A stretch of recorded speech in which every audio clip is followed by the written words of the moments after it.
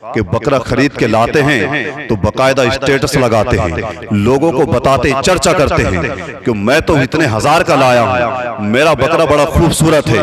اللہ اکبر، اگر نیت اچھی نہیں ہے تو 70,000 کا قبول نہ ہوگا، اور اگر نیت اچھی ہو تو 7,000 والے کی قربانی رب کی بارگاہ میں قبول ہو جاتی ہے۔ وجہ یہ ہے رب کی بارگاہ میں کوانٹٹی نہیں دیکھی جاتی بلکہ کوالٹی دیکھی جاتی ہے، نیت دیکھی۔ صلی اللہ تعالی علیہ وآلہ وسلم کے پیارے دیوانوں،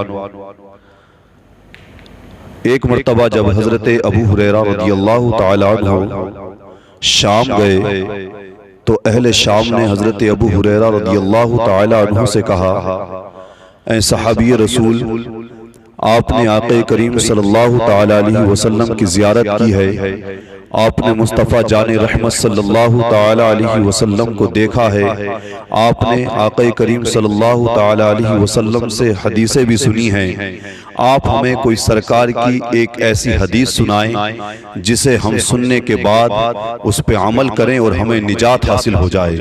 حضرت ابو ہریرہ رضی اللہ تعالی عنہ نے دماغ پر زور ڈالا کہ میں سرکار کی کون سی حدیث سناؤں جو کہ مختصر ہو اور جامع بھی ہو۔ ویسے تو میرے آقا صلی اللہ تعالی علیہ وسلم کا ہر کلام جامع، مصطفیٰ صلی اللہ علیہ وسلم کے زبان اقدس سے جو بات نکلے وہ ہر ایک بات جامع ہے۔ سرکار علیہ السلام کے بارے میں اعلیٰ حضرت فرماتے ہیں، تیرے آگے یوں ہیں دبے لچے فصاحہ عرب کے بڑے بڑے، کوئی جانے منہ میں زبان نہیں بلکہ جسم میں جان نہیں۔ اللہ اکبر، وہ زبان جس کے بارے میں اعلیٰ حضرت کہتے ہیں نکلی جو تیرے منہ سے وہ بات ہو کے رہی، فقط ایک اشارے سے سب کی نجات ہو کے رہی۔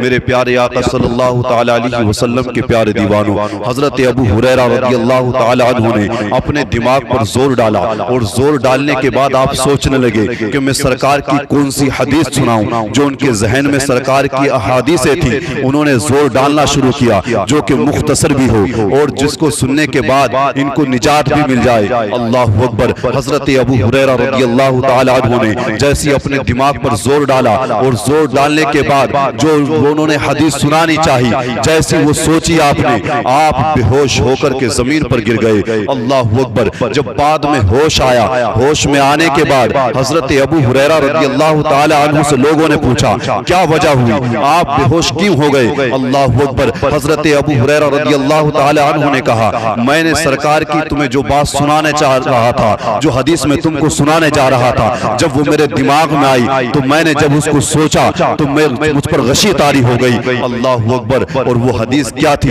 حضرت ابو ہریرہ کو اہل شام کو سناتے ہیں کہ سنو، آقا کریم صلی اللہ تعالی علیہ وسلم نے فرمایا کہ قیامت میں اللہ تعالیٰ سب سے پہلے تین شخص کا جو ہے اللہ تعالیٰ ان تین شخص کے بارے میں سوال کرے گا، ان تین شخص کو بلائے گا، ان سے سوال ہوگا۔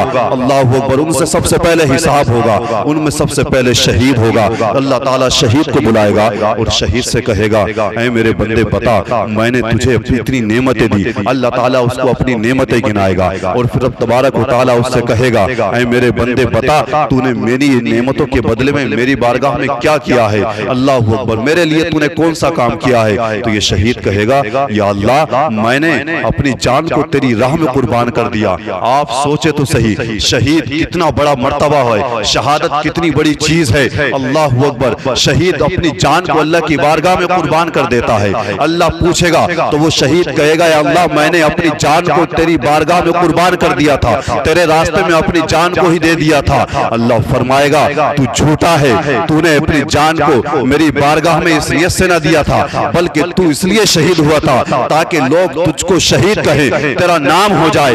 تو لوگوں نے سو کہہ لیا، اب تیرے لیے کچھ نہیں ہے۔ اللہ اکبر، اور اس کو حکم ہوگا کہ جاؤ، حدیث کا مفہوم ہے کہ اس کو حکم ہوگا کہ فرشتے پھر اس کو جہنم کی طرف گھسیٹتے ہوئے لے کے جائیں گے۔ اب غور تو کریں آپ، شہادت کتنی بڑی چیز ہے، کتنا بڑا مرتبہ ہے شہادت ملنا۔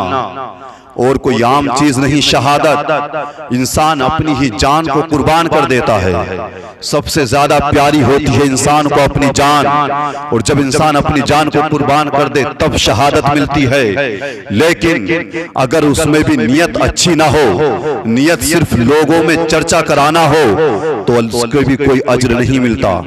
ایسے شہید کو بھی اللہ تعالیٰ کی بارگاہ سے کوئی اجر نہ ملے گا۔ تو جو لوگ قربانیاں کرتے ہیں اس نیت کے ساتھ کہ لوگ چرچا کریں گے کہ فلاں صاحب نے تو جناب 70,000 کا جانور خرید کے قربانی کی ہے، فلاں صاحب تو 80,000 کا بکرا لے کر کے آئے ہیں، اور حال یہ ہے لوگوں کا کہ بکرا خرید کے لاتے ہیں تو باقاعدہ اسٹیٹس لگاتے ہیں، لوگوں کو بتاتے ہیں، چرچا کرتے ہیں کہ میں تو اتنے ہزار کا لایا ہوں، میرا بکرا بڑا خوبصورت ہے۔ اللہ اکبر۔ اگر نیت اچھی نہیں ہے تو 70,000 کا قبول نہ ہوگا، اور اگر نیت اچھی ہو تو 7,000 والے کی قربانی رب کی بارگاہ میں قبول ہو جاتی ہے۔ وہ 7,000 والی اچھی نیت والی قربانی 70,000 والے سے آگے نکل جاتی ہے۔ وجہ یہ ہے رب کی بارگاہ میں کوانٹٹی نہیں دیکھی جاتی بلکہ کوالٹی دیکھی جاتی ہے، نیت دیکھی جاتی ہے۔ انسان کس نیت کے ساتھ اللہ کی بارگاہ میں خرچ کر رہا ہے۔ تم اگر لاکھوں کا خرچ کرو اور نیت اچھی نہ ہو، نیت صرف یہ ہو کہ لوگ مجھے جو ہے جناب میری تعریف کریں گے کہ فلاں شخص پہ بڑا پیسہ ہے، اس نے تو قربانی بھی لاکھوں کی ہے، اگر اس نیت کے ساتھ کرو گے تو لوگ تو تمہاری چرچا کریں گے، لیکن رب کی بارگاہ میں تمہیں کیا حاصل ہوگا اس پہ بھی کبھی غور کیا؟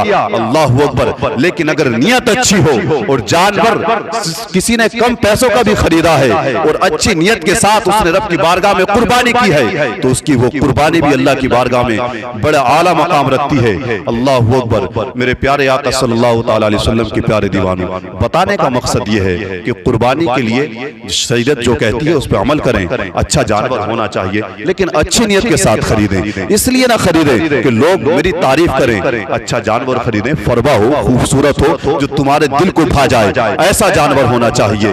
تو تم جب جانور خریدو تو دیکھو جو دل کو اچھا لگے، پسند آ جائے، اپنے زیادہ سے زیادہ مال کو زیادہ سے زیادہ قیمتی خرچ کرو لیکن اچھی نیت کے ساتھ۔ قرآن میں بھی لن تنالوا البر حتى تنفقوا مما تحبون، تم ہرگز بھلائی کو نہیں پہنچ سکتے، آیت کا مفہوم ہے جب تک تم اپنی پیاری چیز بارگاہ خداوندی میں قربان نہ کر دو، خرچ نہ کر دو، تو جب تک تم بھلائی تک نہ پہنچو گے۔ اللہ اکبر۔ اور بعض لوگ ایسے بھی ہیں وہ کیا کرتے ہیں، وہ کہتے ہیں جناب ہم تو قربانی نہیں کرتے، ہمیں جانوروں کو ذبح کرنا یہ اچھا نہیں لگتا کہ کسی جانور کو ذبح کیا جائے، اس کی جان لی جائے، ہمیں یہ پسند نہیں ہے، بلکہ ہم قربانی کے دنوں میں جو ہے ہم اتنے پیسے صدقہ کر دیتے ہیں۔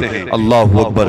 میرے پیارے آقا صلی اللہ تعالی علیہ وسلم کی پیارے دیوانوں، ایک صاحب ایسے ہی تھے کہ وہ قربانی کے دنوں میں مالدار تو تھے، صاحب استطاعت تھے، مالک نصاب تھے، لیکن قربانی کے دنوں میں قربانی نہ کیا کرتے تھے، وہ کیا کرتے تھے، پیسے صدقہ کر دیا کرتے تھے۔ ایک دن خواب میں سوئے ہیں، خواب میں سونے کے بعد کیا دیکھتے ہیں، قیامت برپا ہوئی ہے۔ اللہ اکبر۔ وہ قیامت جس کے بارے میں انسان سوچنے پر سوچے تو انسان مجبور ہو جائے کہ قیامت کی تکالیف کیا ہوں گی۔ اللہ اکبر۔ اس قیامت میں کوئی کسی کا نہ ہوگا، باپ بیٹے کا نہ ہوگا، ماں بیٹے کی نہ ہوگی، بیوی شوہر کی نہ ہوگی، کوئی کسی کا نہ ہوگا، سب ایک دوسرے سے بھاگ رہے ہوں گے۔ وہ قیامت کا عالم انہوں نے خواب میں دیکھا ہے۔ اللہ اکبر۔ اور کیا دیکھ رہے ہیں کہ لوگ اپنی اپنی سواریوں پر ہو کر کے جب بیٹھ کر کے سوار ہو کر کے جنت کی طرف لوگ جا رہے ہیں، اور یہ شخص جو ہے پیدل کھڑے ہیں، ان کے پاس سواری نہیں ہے۔ انہوں نے ایک شخص کو پکڑ کر کے پوچھ لیا، اے صاحب بتا تو صحیح جائے سب جنت کی طرف جانے والے، اے سواری پر بیٹھنے والے سوار، ذرا یہ تو بتا تم دنیا میں ایسا کون سا عمل خیر کرتے تھے، ایسا کون سا اچھا عمل کیا تھا کہ جس کی وجہ سے تم آج اپنے سواریوں پر بیٹھ کے جنت کی طرف جا رہے ہو۔ اللہ اکبر۔ وہ کہے گا ہم دنیا میں قربانیاں کرتے تھے، تو جو تم ہماری یہ سواریاں دیکھ رہے ہو یہ سواریاں وہی ہماری قربانی کے جانور ہیں۔ اللہ اکبر۔ اس شخص کی جیسی آنکھ کھلی وہ فوراً چوک گیا اور اٹھ کر کے اس نے فوراً توبہ و استغفار کی، رب کی بارگاہ میں سچے دل سے توبہ کی، اور آئندہ نیت کی کہ میں ہر سال صدقہ نہ کروں گا بلکہ ہر سال قربانی کیا کروں گا۔ پھر انہوں نے نیت کی تو پتا چلا کہ قربانی ہی کرنا ضروری ہے۔ بقرہ عید میں ہمیں قربانی ہی کرنا ضروری ہے، عید الاضحیٰ میں ہمیں قربانی کرنا واجب ہے۔ ہر صاحب استطاعت پر جو مالک نصاب ہے، مالک نصاب کون ہوتا ہے؟ جس کے پاس 52.5 تولے چاندی یا 7.5 تولہ سونا ہو یا اتنا مال تجارت ہو، اللہ اکبر، اور اگر جو ہے دونوں چیزیں مکس ہیں، کسی کے پاس مثال کے طور پہ 1 تولہ سونا ہے اور تھوڑی سی چاندی ہے، تو دونوں کی رقم کو ملا کر کے اگر وہ چاندی کی قیمت تک پہنچ جاتی ہے تو اس پر قربانی واجب ہو جائے گی۔ اصل میں اکثر عورتوں پر قربانی واجب ہوتی ہے، کس وجہ سے؟ عورتوں کے پاس سونا ہوتا ہے، تو اگر کسی عورت کے پاس 1 تولہ سونا ہے اور تھوڑی سی چاندی بھی ہے یا الگ سے پیسے ہیں، تو سونے کی قیمت کو جب جوڑیں گے تو وہ چاندی اتنے میں مل جائے گی، تو اس وجہ سے ان پر قربانی واجب ہو جاتی ہے۔ تو جو جن پر قربانی واجب ہے ان سب کو چاہیے کہ وہ عید الاضحیٰ کے دن ان 3 دنوں میں اللہ کی بارگاہ میں اپنے مال کو خرچ کر کے جانور کی قربانی پیش کریں۔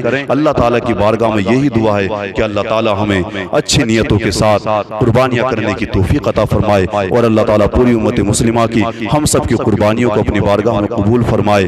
اللہ تعالیٰ ہم تمام کی نیتوں میں خلوص عطا فرمائے۔ مجھ سے دوران گفتگو غلطی ہوئی ہو تو اللہ تعالیٰ اپنے حبیب صلی اللہ تعالیٰ علیہ وسلم کے صدقے معاف فرمائے، اور رب کی بارگاہ میں سچے دل سے توبہ کرتا ہوں۔ استغفر اللہ ربی من کل ذنب واتوب الیہ، اشہد ان لا الہ الا اللہ